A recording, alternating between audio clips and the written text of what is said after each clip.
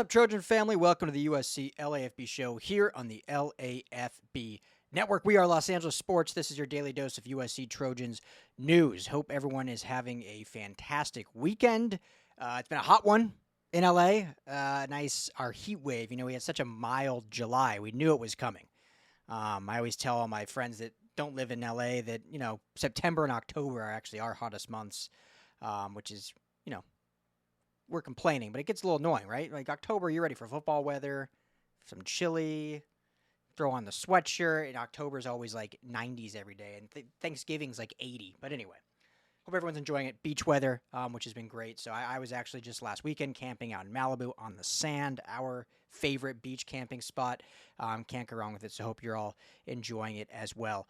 No really recruiting news. As I said, after the Brett Kolajay commitment, that would be the last recruit that the team would be pursuing until fall began, and they'll leave those. They have 3 spots still open that they'll basically evaluate for those 3 spots throughout the rest of the fall season. So any updates, visitors, guys they're pursuing, obviously the 2027 class is going to start being a thing. I don't think I'm ready for 2027 recruiting yet, but that will become a thing. So I'll obviously be jumping on here all the time with all the 27 stuff. We'll have our 27 tracker up on LAFBnetwork.com, plus just all of our recruiting news at LAFBnetwork.com you can find. So I'll keep you guys posted on everything. Obviously, my kind of daily shorter updates are very recruiting specific.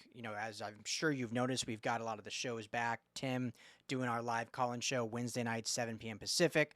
The coach is back after a long hiatus, so he'll be back for the season with Madman, myself kind of spitting in between there as well. So got a lot of USC programming for you, which is great. But when I do these, typically they'll be recruiting focused, but still with some updates like I'm going to do today. So I've been at just about every single fall camp practice for USC. It's been awesome just that football is back. See the guys out there, the excitement, tons of excitement around this team. But unfortunately, Prophet Brown went down for an injury. Yesterday at practice, he was seen in crutches. So I'm assuming it happened in a prior practice Lincoln Riley said it was a non-contact injury, so we don't know exactly how it occurred. But unfortunately, he is going to miss a good amount of time. Coach Riley basically said he's going to for sure miss the beginning of the season. Didn't give an exact timeline. Said he was confident he'll be able to return this season. Does that mean end of the season, middle of the season, after the first 3 games? So looks like they expect him back, but we have no idea when. So huge loss. Prophet Brown, just an awesome human being. I feel so bad for him. He's been working his tail off. Been a true Trojan, been here forever, earning his spot, and was, in my opinion, was going to be the starting nickel corner this year. I think he had earned his way onto the starting role. He was getting rave reviews from the coaches, from his teammates. I remember talking to Trevon Reed at USC Media Day, and he's saying, if there's a guy you want to emulate in terms of locker room culture, ability, leadership, Prophet Brown was that guy. So obviously he's still there. He can still embody that, but he won't be that kind of general on the field. So huge loss for the Trojans. So I wanted to get on here and kind of project who I think will be the starting defensive backfield. And obviously it's very hard to project right now because, and this is a good thing, because of how deep this room is. It has not been this deep in quite some time. Last year was actually pretty deep as well. But this year is extremely deep with talent when you have some of the transfers that are coming in, when you have now the freshmen last year that are going to be redshirt freshmen or sophomores, and plus some of the returning starters. So, it's a deep room. But I'm going to give it my go. Give it my go on who we think. So when you look at safeties, again, loaded safety room. But I think it's obvious Kamari Ramsey, he's the leader of this defense. Maybe the best player on this, you could even say entire team. He's probably got the best, you could argue him or one of the receivers, Mekhi Lemon or Jacoby Lane, of being like a first-round pick in this upcoming draft. So no surprise, Kamari Ramsey. I think what's great about him and what he fits so well in this Dantlin system is, to me, he is Derwin James. If you watch any Chargers football, if you watch Derwin James, he's a chess piece all over the field. Used as a center fielder, used up in the box, used in the slot sometimes as nickel, as the star, as the dime, as the money, whatever you want to call all these different terms. But Kamari Ramsey will be used all over. So he's your clear-cut, absolute starting safety. And again, I want to be clear. I'm going to name who I think is the starters, but I truly believe we'll see 8 to 9 guys rotated throughout the game. I just think they're that deep at the position. They want to keep guys fresh. Doug Belk, I talked to him about this, Coach Belk, about the ability to be able to rotate guys so it keeps guys fresh, keeps guys engaged, and always, putting guys in the best situations. You're not on the field getting, running up and down the field exhausted. You can keep guys fresh because you feel confident in everyone and their abilities. So I'm going to name 5 starters, 2 safeties, 3 corners, but I believe there'll be 8 or 9 that play on game days. That's how deep this room is. So Kamari Ramsey, clear. I think the transfer from NC State, Bishop Fitzgerald, is beginning to establish himself as the next starter next to Ramsey. Really love what he's brought to the team, the tenacity, the physicality. I think he was a really good safety at NC State last year, so that was a really big transfer they were able to get, and just comes in with a load of experience. So I really like the prospect of Fitzgerald, and I think he'll be kind of your starter. But again, there'll be guys rotating in and out, but I think him and Ramsey are your 2 starting safeties. Now, 2 guys I want to mention, and there's others too, like, Marquise Gallegos, I think, is having a good camp. But the 2 I want to really mention is Christian Pierce, for sure, will be getting playing time this season. So while I'm not saying, again, this is me just projecting. I'm just, predicting based on what I've seen, who I've talked to. So this is not an official depth chart. USC has not released a depth chart yet. So, but Christian Pierce, while I'm not saying he's a starter, he's going to play a lot. I mean, the dude is highly regarded, tons of praise from everyone. We've seen him grow throughout the years at SC. He was obviously very involved in the special teams. He's now matured from just that big hitting safety to be a little bit more of a tactician. So I think Christian Pierce is one. The other one that this dude just keeps getting brought up is the transfer Kennedy Urlacher out of Notre Dame. When he transferred over, he's a young cat, right? True freshman last year. So it was seen as this is a young guy that can come in and grow in the program and potentially be a starter one day, or at least an impact player, and he can play some special teams. Everyone's talking like this guy is wowing people.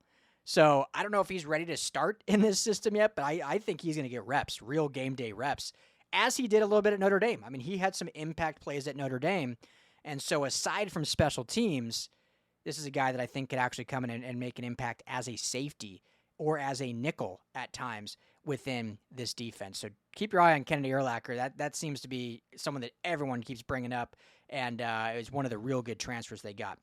Corner, obviously, is a little more challenging just because of, safety's super deep. I keep saying that, but the corner room is so deep.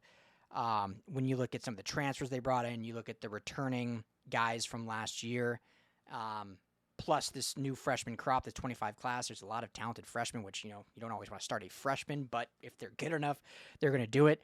So, to me, from what I've seen, DeCarlos Nicholson is like kind of a shoe-in starter on the outside. I think his length at 6'3", his experience, his leadership, obviously year 2 in the system since he was here last year, all of that, just coupled with how the teammates think of him and all that, I think he's, as of now, 2 weeks into fall camp or whatever, 8 practices in, is your clear-cut, one of your outside starting corners. I think the other outside starting corner, in my opinion, is Chasen Johnson, transfer from UCF. Obviously, Trevon Reed, that's his guy, talks to him like he's family, had the whole transfer saga, but hey, he's here now. He's a super talented guy, played, 14 games last year as I believe a true freshman. So clearly an extremely talented, gifted player. So I think he's going to be your other outside guy. In the slot now, where I had Prophet Brown starting, I'm actually going to throw out Marcellus Williams as your starting slot. I think when you look at his size, being that kind of 5'11", he can certainly play on the outside. And I think I talk all the time about versatility with these guys and how, Coach Lynn views them as defensive backs, not necessarily corners, nickel corners, safeties. They're DBs that can go all over the field. So this is not saying Marcellus Williams is only a nickel corner, because I'm sure a lot of people out there, he played outside and this and that, and he can certainly play on the outside. But you want your best 3 guys out there. You want your best 5 in the defensive backs. You find a way to get them out there. And I think Marcellus Williams will be your starting nickel. We'll see if that changes, but I think he'll be in that spot. Obviously, R.J. Harvey is a name that everyone's been talking about since he transferred to San Jose State. Just because I don't have him right now slated as a starter does not mean he's not going to play. Dude is certainly going to play. Might end up being a starter. Again, this is just my prediction, so no actual foresight here. But he'll definitely absolutely play.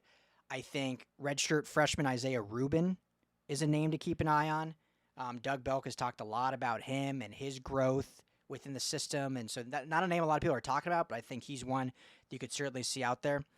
True freshman Alex Graham is another guy that is just having a fantastic fall camp. And so I would not be surprised at all about him getting some reps in real game situations as a true freshman. I don't know if he's ready there to be the starter yet, but certainly is going to get some reps. And lastly, don't sleep on Braylon Conley, who redshirt freshman, was a true freshman last year out of Texas. Another guy, grew within the system, has had a fantastic fall camp, and someone that I could see him even battling for that starting spot. I think he's had that good of a fall camp. So I think you look at Jason Johnson, DeCarlos Nicholson, Marcellus Williams, potentially your 3 starters, but then R.J. Harvey, Isaiah Rubin, Braylon Conley, and Alex Graham, all 4 of those guys could either be the starters also or will be in that rotation package, which brings you to the 9 guys, and that's not even including some of the safeties that I mentioned too. So it's a loaded room. So losing Prophet Brown is a huge loss. Fantastic player, better human being, but if you can find a silver lining, probably the deepest room if you are going to lose someone. Knock on wood, I never want to say that, but if there's a room to lose someone, the defensive back room is the one that's most equipped to not really miss a beat, if that makes sense. So anyway, that's my projection. This will probably change, I'm sure. I'll be at camp all through that we're allowed to be there. So we'll kind of see if I notice any other rotations or anything like that. But and again, that's all based on all we can see is individual drills and stuff in the beginning. So we're not seeing real live personnel groupings and whatnot, but that's just kind of a feeling I get based on what I've seen on those stuff and then what I've kind of heard and just my own kind of analysis and evaluation. So let me know what you guys think. I've seen a lot over on Twitter, and I'm in other group chats of who people think are going to be the starting DBs. I'll probably do offensive line maybe next week. I know that's obviously probably the most questionable group on this entire roster, the one that fan bases are probably most uneasy about. So I'll dive in, I think, the offensive line next week and give my thoughts there. But let me know what you think about the DBs.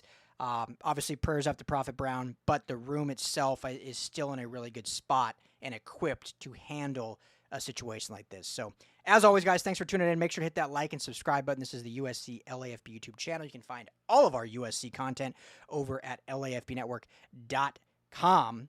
Make sure to become a member if you're not. Some of your membership is going to go to help benefit LA youth organizations, youth sports programs, something big on my heart. So become a member. You can become a member on the USC LAFB YouTube channel or over at LAFB Network. You can subscribe there and you get access to a bunch of other perks as well. We have merchandise if you're interested. Our shop, you can actually find it right here on the YouTube channel or go over to LAFB Network and just go to shop. And we got some cool USC merch there, some swag you can get before the season kicks off and help support the LAFB Network and all of our great people that work here. So thank you guys for always tuning in, supporting this, and as always, fight on.